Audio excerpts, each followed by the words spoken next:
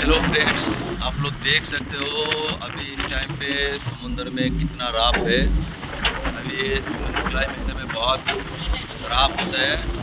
हाँ, रोलिंग होता है अगस्त महीने में।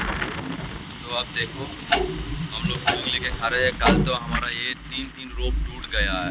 एक ये जो वायर रोप था, वायर रोप भी टूट गया।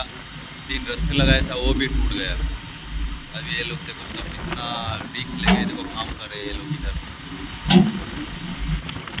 ये हमारा कुक है, बैठे बैठे इधर खाना खा रहा है। वो देखो, उसको मज़ा आ रहा है इतना रोलिंग में। और ये लोग इतना मेहनत कर रहे हैं, देखो उधर।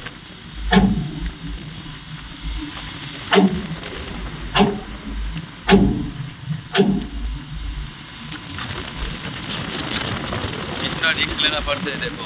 बोलते हैं ना मर्चेंट नेवी जॉब बहुत आसान है। हाँ, तो देखो भाई, जून जुलाई अगस्त में कितना मेहनत होता है। इस टाइम पे देखो, इस टाइम पे अगर इमरजेंसी आ जाएगा ना तो कितना भी रिस्क हो, मतलब करना ही पड़ेगा काम।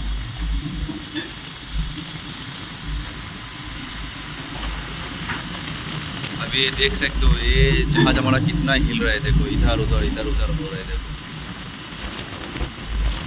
बहुत रिस्क है भाई, मर्चेंट नेवी बहुत रिस्क है।